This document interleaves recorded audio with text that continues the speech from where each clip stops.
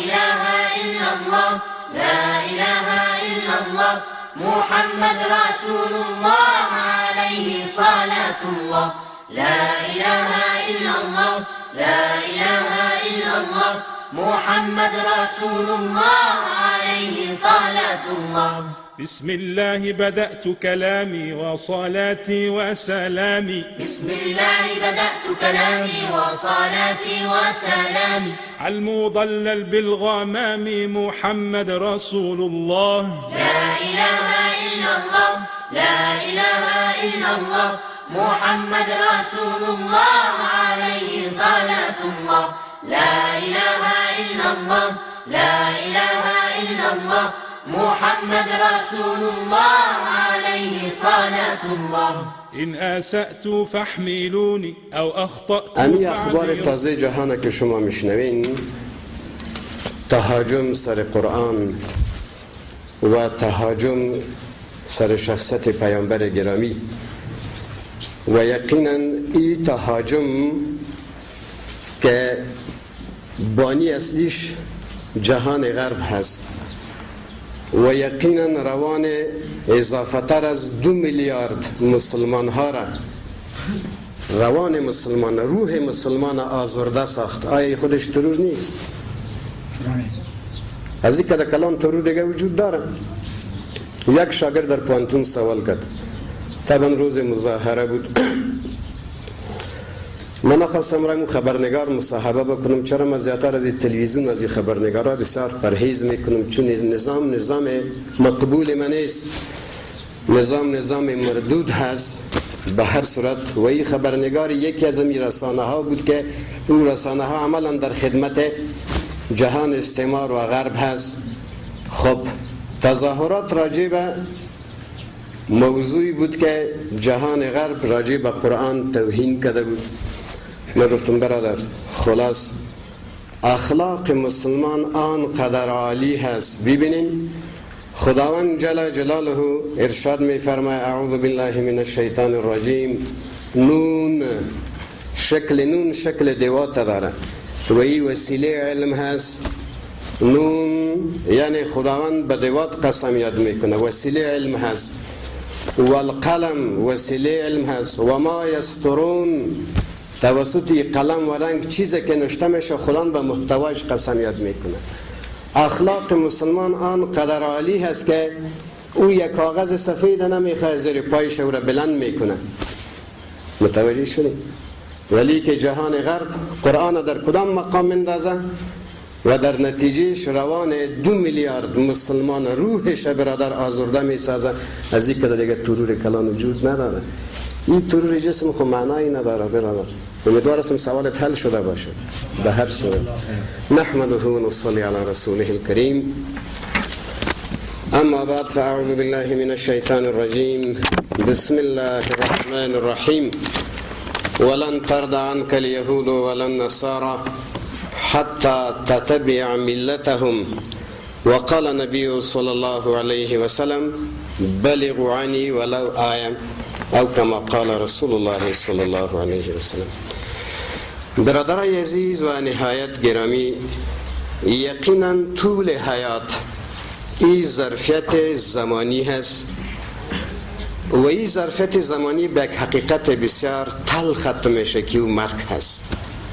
اینما تکونوا یدرککم الموت، هر جایی که شما باشین سرانجام مرگ به سراغتان میآید. ولو کنتم فی بروج مشیده، اگر شما به خاطر نجات مرگ به قصرهای بسیار بلند و شامخ هم پناه ببرین، اوجا مرگ شما را با آغوش میگیره، با خبر شما نجات پیدا کرده نمیتونید. برادرای عزیز و نهایت گرامی، پیش ازی که مرگ به سراغ آدمی بیه، در زندگی مسلمان حالاتی که وجود داره، اگر نجات است، امن است، سکون هست، عزت است، رفاهیت است، این بهترین نعمتهای ذات پروردگار هست. و این بهترین نعمتهای ذات پروردگار با پول، با مال، با ملک و با اسباب مادی تعلق نداره، بلکه نجات، سعادت، امن، سکون، رفاهیت صرف در دین کامل اسلام هست. دین کامل اسلام مجموعه حیات مبارک جناب نبی کریم صلی الله علیه و سلم. با عبارت دوم در هر موقع شناخت حکم پروردگار و تطبیق حکم پروردگار با مقدسترین طرز العمل که سنت جناب نبی کریم صلی الله علیه و سلم است در تمام ابعاد زندگی. ابعاد زندگی چی هست؟ چی بخش عقیده، معاملات، تجارت، عبادات، اقتصاد، سیاست، قضا، حکومت. از حکومت گرفته تا به طهارت حکم خدا مقدسترین طرز العمل که سنت جناب نبی کریم صلی الله علیه و سلم. و من یطع الله و رسوله فقد فاز فوزا عظیما. مفهومی است که کس حکم پروردگار موافق سنت نبی اسلام عملی که یقینا به بلندترین مقام سعادت میرسه. چه برادر سعادت فرد باشه. و من یتق الله، کسی که تقوا را اختیار کرد، یجعل له مخرجا و یرزقه من حیث لا یحتسب. خداوند جل جلاله به نسبت تمثیل زیبای اسلام در سخترین حالت تو یک راه بیرون رفته برش خلاص می‌کنه که وهم و گمانش نباشه. خداوند جل جلاله خانواده و جامعه را به نسبت دین اسلام سعادتمند می‌سازه. ولو ان اهل القرى آمنوا واتقوا لفتحنا علیهم برکات من السماء والارض. اگر خانواده و جامعه دیندار شود، خداوند جل جلاله خزانه های زمین و آسمان برخش خلاص میکنه و در اخیر الله جل جلاله برش نظام نصیب میکنه. ولا تهنوا ولا تحزنوا. آگاه باشید که شما بزدل نشین و مایوس هم نشین. و انتم الاعلون. قیادت سیاست و اقتصاد جهان از آن شماست. شرطش است ان کنتم مؤمنین. یقینا مسلمان ها امی نظام در تمام جهان تشکیل کردند و در روشنی منار خلافت همه شما گفتیم که نه تنها مسلمان ها نفس براحت کشیدن، بلکه تمام انسان های مقیم روی زمین نفس به آرام کشیدن. ولی برادرای عزیز، عرض مایست آیا نظامی که تأسیس شد به سطح جهان ای به اساس یک فرضیه تصادف بود؟ نخیر. نبی کریم صلی الله علیه و سلم ارشاد می فرماید لقد اوذیت فی الله و ما یؤذی احد. آنقدر که ما در راه خدا جسم ما آزرده شد، آنقدر تکلیف را که جسم ما برداشت کرد، جسم هیچ نبی و پیامبر برداشت نکرد. ولقد اخفت فی الله و ما یخاف احد. آنقدر که روح مرا یهود و نصارا آزرده ساختند، آنقدر که قریش، کفار قریش و غیر مسلمان ها روح مرا ترور کردن و آزرده ساختن، روح هیچ نبی و پیامبر آزرده نساخت. برادرای عزیز میفهمین که دینی که به ما و شما رسیده به قیمت خون جناب نبی کریم صلی الله علیه و سلم. و عملا امروز ما و شما میبینیم که الحمدلله دعوت اسلامی در تمام نقاط جهان پیروز است و اهل خواص داخل دین اسلام میشه و این باعث افتخار تمام جهان اسلام است. همین موضوع است که برادر جهان کفر در ترس آورده. روز خدمت شما عرض کردم وقتی مشاور سیاسی نکسن خودش میگه که ما در حالت کفر وقت مسلمان میدیدم که سر خدا به عنوان سجده به خدا میمانه، من سجده را در حق انسانیت یک توهین فکر میکردم. ولی روز که ما با روژه گارودی یکی از فیلسوفای مشهور فرانسه و ما در یک سمینار دعوت شده بودم که به صدها رئیس دولت کشورهای اسلامی و کفری آمده بود و بالاخره مرا به طرف اسلام دعوت کردند. بالاخره قلب ما متقاعد شد که یقینا دین اسلام ضامن سعادت دنیا و آخرت است. به اختیار سر ما به طرف زمین رفت و گفتم لا اله الا الله محمد رسول الله. چه فکر کنیم؟ مشاور سیاسی نکسن به اسلام مشرف میشه. غالبا خدمت شما عرض کردم مایکل جکسون یک هنرمند بسیار مشهور و پرآوازه امریکا هست. او میگه که ما توسط کاکایم به دین اسلام مشرف شدم. کاکایش کی است؟ یک ممثل بسیار موفق سینمای هالیوود. او مسلمان میشه. چرا مسلمان شدین شما؟ او میگه موقعی که برادر ما تمثیل میکردم و احیانا خبر میشدم که از طرف دستگاه استخباراتی امریکا CIA برای داستان‌نویس یا سناریست های سینمایی سوژه برش طوری داده میشه که وقت شما داستان نوشته میکنین کوشش کنین داستان طوری باشه که ممثلین طوری او را تمثیل بکنه که چهره اصیل اسلام بسیار کریه نشان بده. و طبعا این فیلم هایی که دستگاه هالیوود تولید میکنه تمام مردم دنیایی را میبینه. در سناریو شکل و چهره مبارک اسلام طور کریه ترسیم شود که مردم دنیا از اسلام بیزار شود. برای من عجیب سوال پیدا شد چرا؟ وقتی به مراجع اصلی مراجعه کردم و یقینا دین اسلام مطالعه کردم بالاخره مرا قناعت داد و به بسیار افتخاری کلمه را خواندم و مسلمان شدم. خود یک چالش است برای جهان کفر، چی در میدان سیاست، چی در میدان هنر، چی در میدان سپور. برگزیدترین چهره ها امروز به اسلام مشرف میشه. بنان باید کفر، جهان کفر، جنگ سرد، جنگ فکری یا جنگ تبلیغاتی را علیه اسلام باید اعلان بکنم. برادرای عزیز و نهایت گرامی، ما شما درس استعمار با وسایلش خواندیم، ولی تاسف ما است که احیانا در این نشست‌ها چهره ها نو میشه، تغییر و تبدیل. بعض برادرها غیرحاضری کردن. یک کورس از برادر، تا که در یک کورس مکمل شما حاضرینتین درس را نمیفهمین. عنوان درس امروزی ما شما استشراق یا خاورشناسی هست. یک روز ما شما در ضمن درسای خود صحبت کردیم چرا مسلمان ها به تمام دنیا رفتن پیام اسلام رساندند؟ به خاطر که مسلمان ها صاحب یک رسالت بودند. در دوران خلافت حضرت عمر صاحب امپراتوری فارس سقوط کرد و امپراتوری روم شرقی سقوط کرد. بالاخره مسلمان ها این پیام به غرب بردن. طارق ابن زیاد سردار معروف مسلمان به تعقیبش فتوحاتش موسی بن نصیر تکمیل کرد و یقینا اوج نظام خلافت ایجاد شد و دستاوردهایی را که مسلمان ها داشتند، مکاتب، مدارس، پوهنتون ها، مدنیت اسلامی را منتقل ساختند. اولین رئیس جمهور امریکا چی میگه؟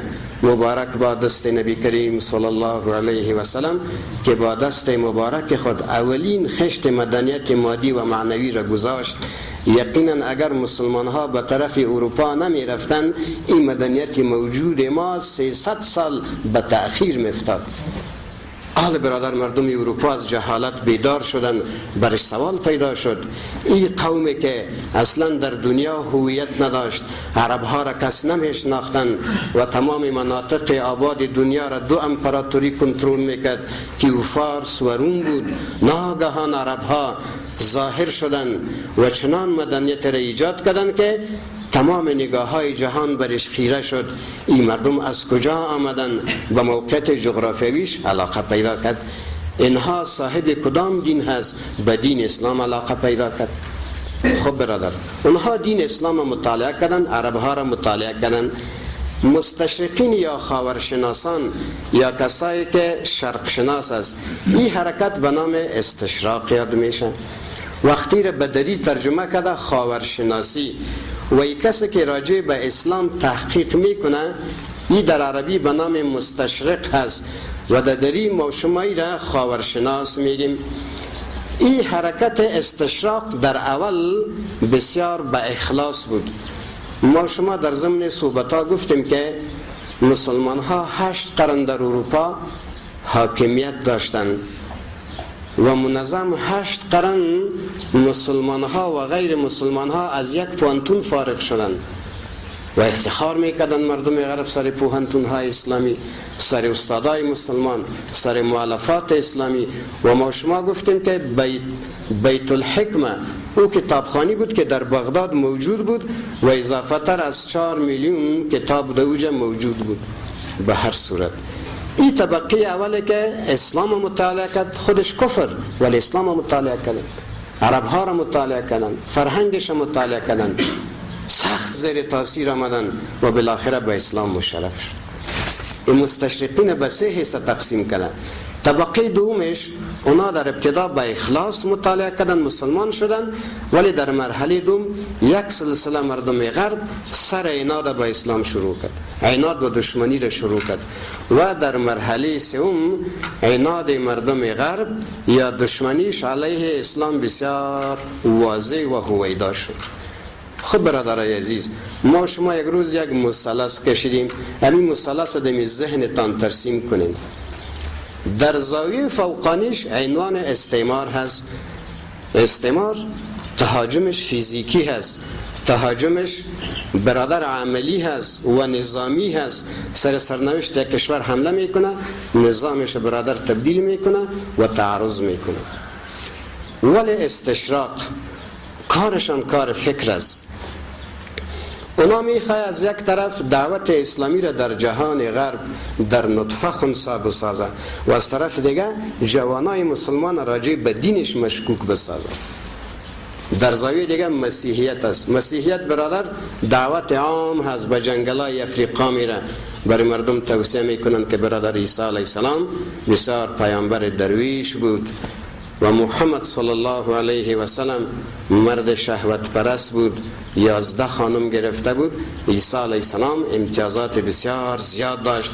از یک طرف مسلمانان را تشویش می‌نازن و از دیگر طرف او مردم غیر مسلم به مسیحیت دعوت میکنه. خب برادرای عزیز، ما و شما در یکی از روزها گفتیم که تمام اعتراضات جهان کفر از 10-15 زیاد نمیشه و سر از این روز ما و شما یک سوال اونا را دفع میکنیم. اول خوی نمی بیادری نخیست، متاسف بایی میکنیم که چرا میخوایی که بخیزه خود درسش قطع شد. به هر صورت درس ما بسیار به موقع حساس رسیده برادر. خواهش شمایی هست یکی خود بسیار دقیق متوجه باشین. چرا زیادتر نوجوانا کسایی هستند.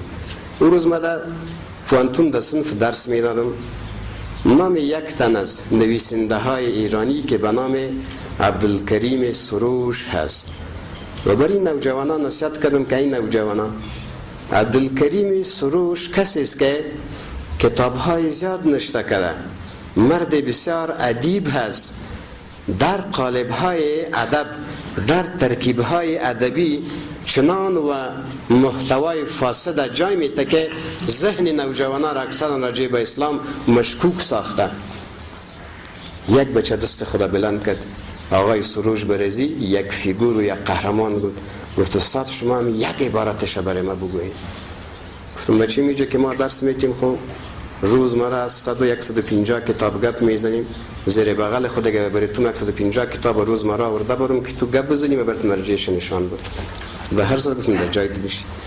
تقدیرا یکی از علمای اهل تشیع در جریان هفته گذشته امو یادداشت‌های ادبی کریم سروش نقد کرده و گفته که کریم سروش اونمو مسلمان است که یک عمر نهج البلاغه را برای مردم تدریس کرد و بالاخره جملیشی است که با مو هالندی ها این موضوع را تایید کرده که قرآن مجید این دستاورد فکری خود جناب نبی کریم صلی الله علیه و سلم و مو نامه را برجردم. گفتم بچیم تو خبری ما گفته که یک کتابش نشان بودی شما مطالعه کنی.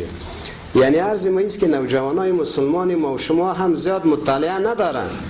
هر اخبار و کتابی که به دستش آمد یکم کمو را میخوانه، ولی کتاب هر نویسنده را که تا انجام مطالعه کرد اگر او حق باشه یا باطل باشه من حیث یک فیگور و قهرمان در زندگیش مطرح باشه. اتو نکنین برادر، منظم شما باید کتاب بگیرین. همیش نصیحت ما است که این کستا را نفی کنین. این کست را که 30 روپا و 35 روپا میگیری برادر واسه کتاب بگی، انشالله که بعد از 3 سال صاحب یک کتابخانه میشی. خب برادرای عزیز، در این روزها ما و شما میبینیم تهاجم سر سیرت پیامبر خدا.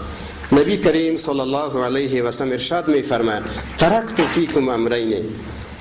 فیکم امرین لن تدلوا. دو چیز به شما به میراث گذاشتم.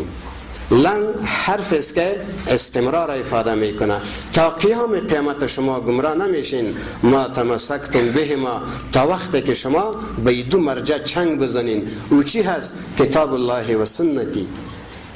او کتاب خداست، قرآن مجید است و سنت پیامبر خدا صلی الله علیه و سلم.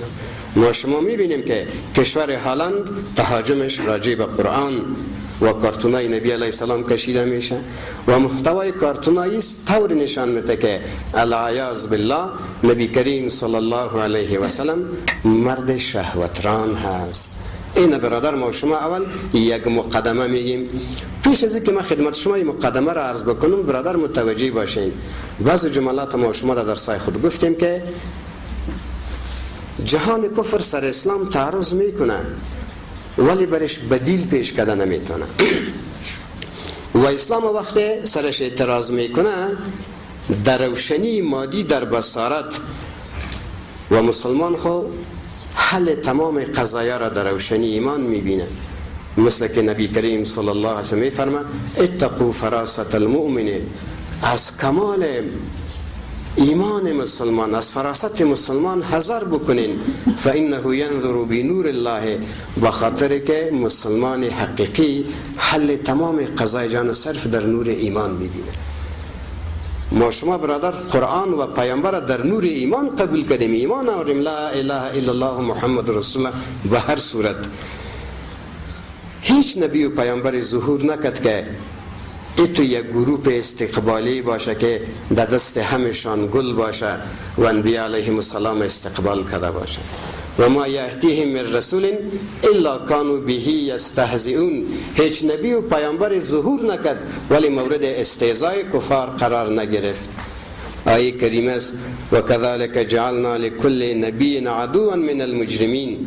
الله جل جلاله ارشاد می فرما هیچ نبی و پیامبر ظهور نکرد که ما از طبقه مجرم و بدکار برزو یک دشمن را ظاهر نساختیم. طبعا کسایی که با پیامبر خدا دشمنی میکنه همشان مجرم هست.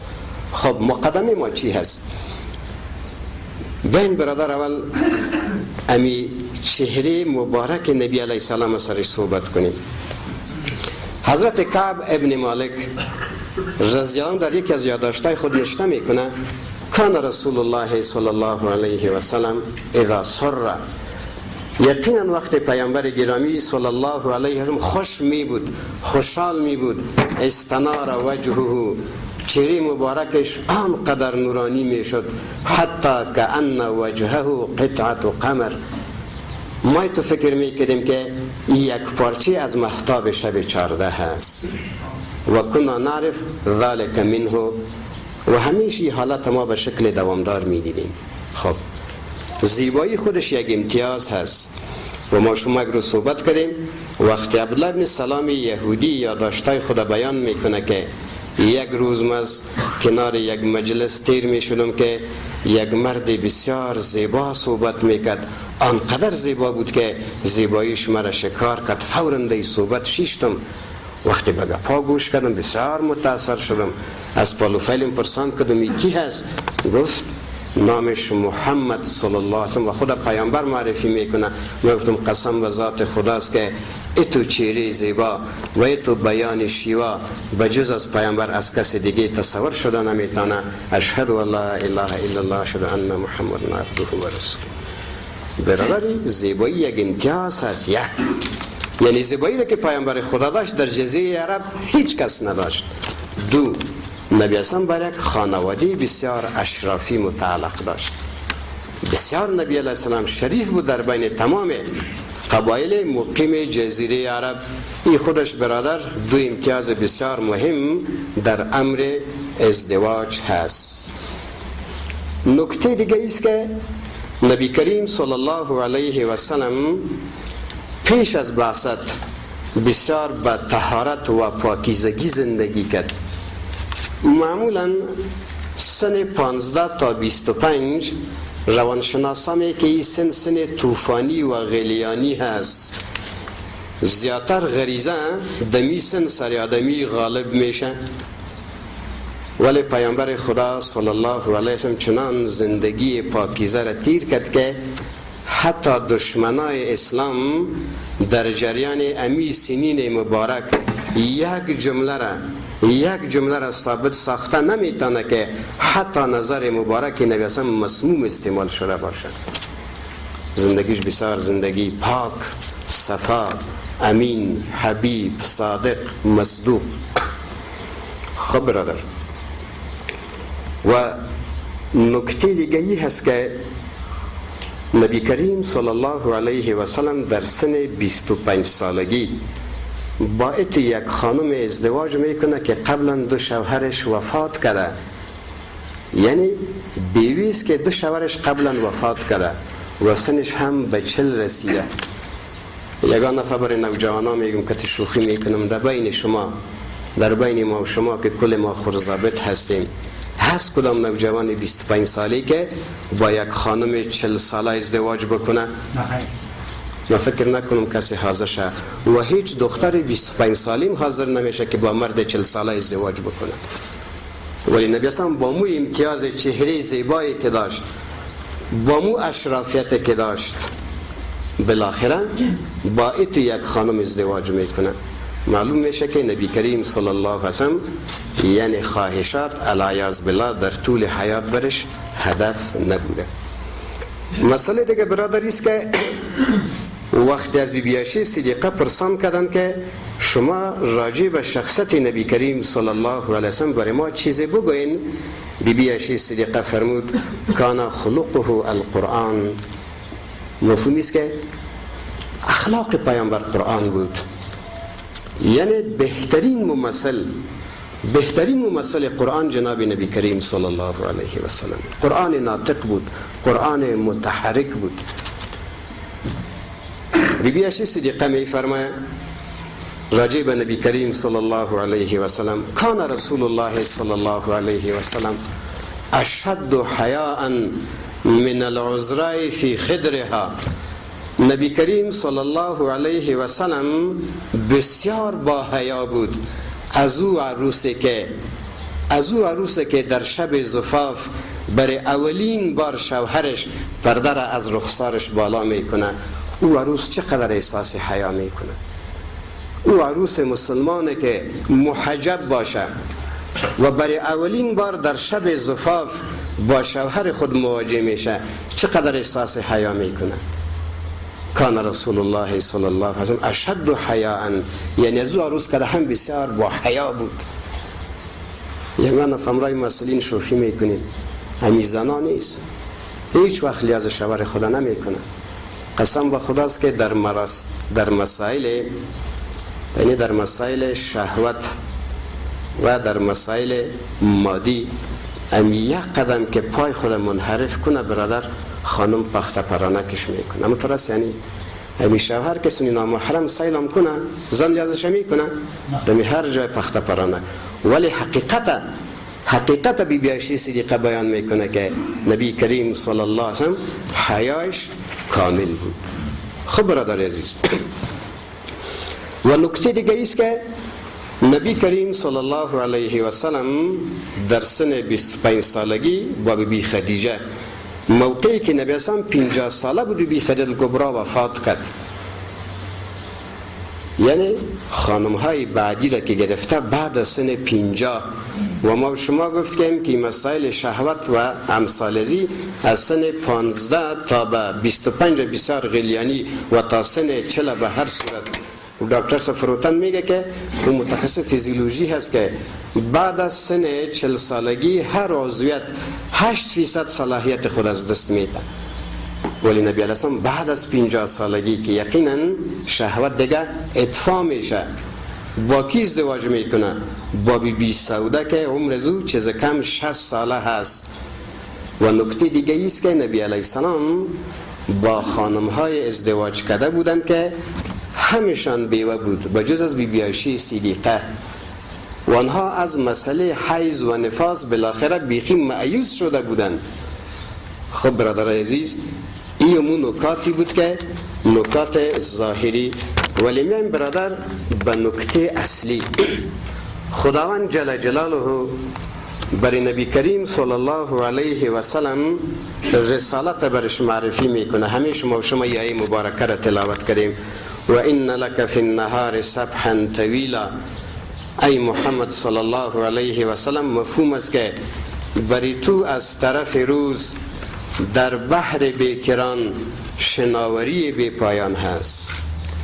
یعنی الله جل جلاله میدان دعوت و جهاد به یک بحر بیکران تشبیه میکنه و جناب نبی کریم صلی الله علیه و سلم به یک شناور تشبیه میکنه. وقت خود در دریا و بحر میندازه دیگه نجاتش در چی هست؟ نجات در حرکت است.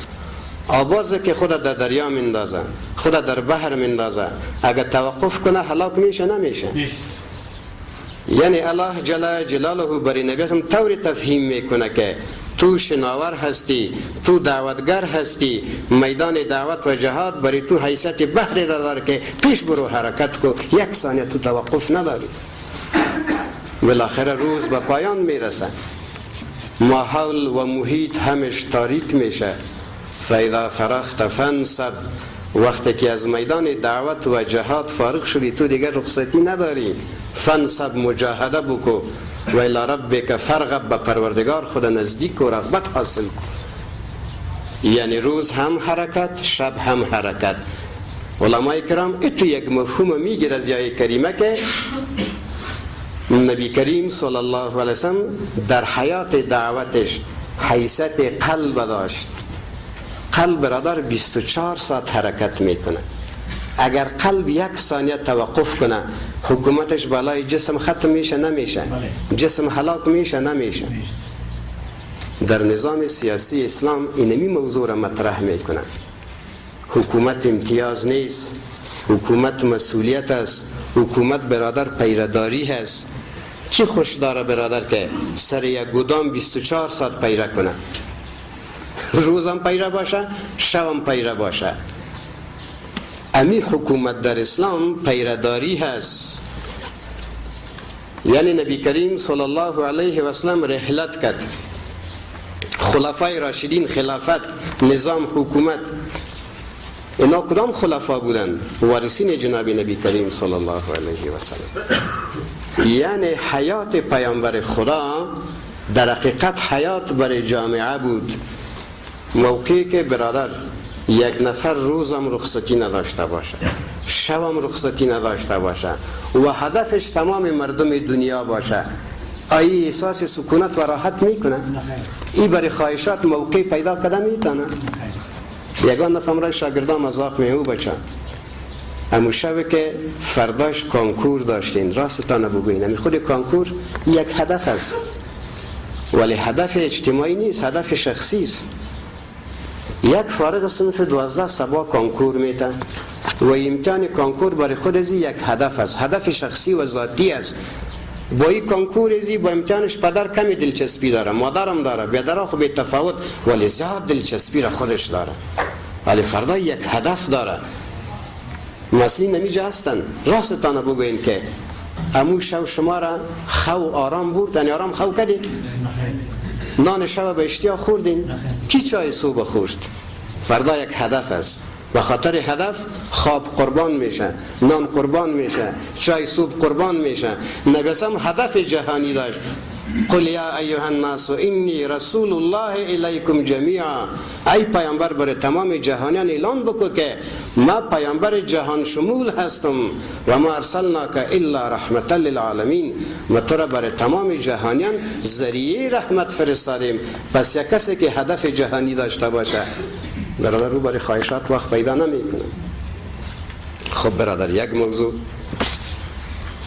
آخرین موضوع باز دعا میکنیم، 4 حکمت انشاءالله هفته آینده بیان میکنیم. نبی کریم صلی الله علیه و سلم در حق امت بسیار شفیق بود. بیبی عایشه صدیقه میفرماید یک بار جسم اطهر پیامبر خدا صلی الله علیه و سلم به من نزدیک شد. از بین سینه‌اش چنان یک صدای پردرد را میشنیدم، من فکر میکردم که یک خمره بالای آتش ماندگیست و جوش میخوره. کان رسول الله صلی الله علیه و سلم حریصا علی هدایت الناس. پیامبر گرامی صلی الله علیه و سلم در امر هدایت امت بسیار حریص بود. کان رسول الله صلی الله علیه و سلم دائم الحزن، همیشه پیامبر خدا غمگین بود و محزون بود. بیبی عایشه صدیقه می فرماید یک بار جسم اطهر پیامبر خدا به من نزدیک شد، فوراً خیز وضو گرفت، سر نماز استاد شد. تا ای که حضرت بلال حبشی آزان داد و وقتی ما متوجه که پاهای مبارک ورم کرده بود، کندیده بود، ماست کرده بود. ما گفتم یا رسول الله شما خو معصوم هستین، چرا خود به مشقت مندازین؟ گفت ای عایشه خبر نداری که امروز ای آیه های مبارک نازل شد ان فی خلق السماوات والارض واختلاف الليل والنهار لآیات لأولی الالباب افلا کنوا عبدا شکورا. آیا وقتی که مرا خدا معصوم پیدا کرده ما یک بنده شکرگزار نباشم؟ بیشتر ما شما گفتیم که دینی که به ما شما رسیده به قیمت خون جناب نبی کریم صلی الله علیه و سلم و یک قطره خون نبی علیه السلام بالاتر از 7 طبقه زمین و آسمان هست.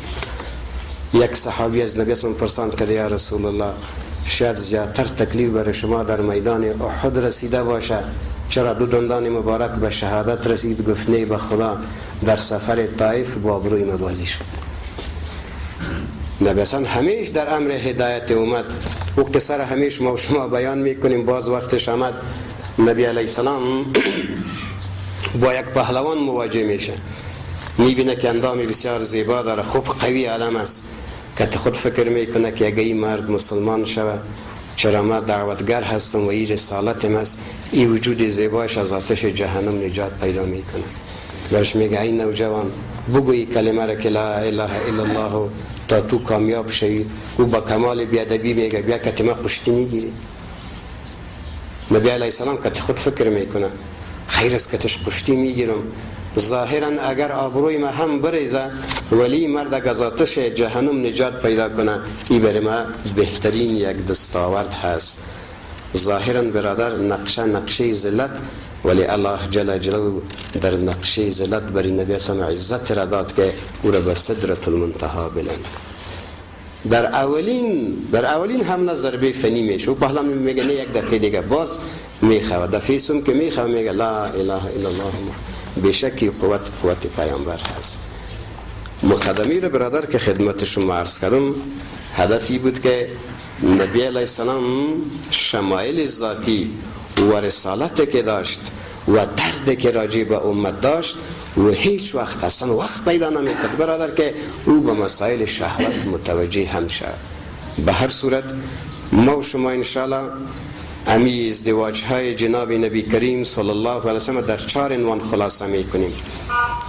اولین عنوان حکمت تعلیمی. نبی علیه السلام 11 مرتبه ازدواج کرد و این ازدواج یک حکمتش حکمت تعلیمی هست، دومین حکمتش حکمت سیاسی هست و سومین حکمتش تشریعی هست و چهارمین حکمتش اجتماعی هست. خب برادر عزیز روز جمعه هست، مولوی صاحبا هم انشاءالله در مساجد خود بیان دارن، آمادگی بگیره.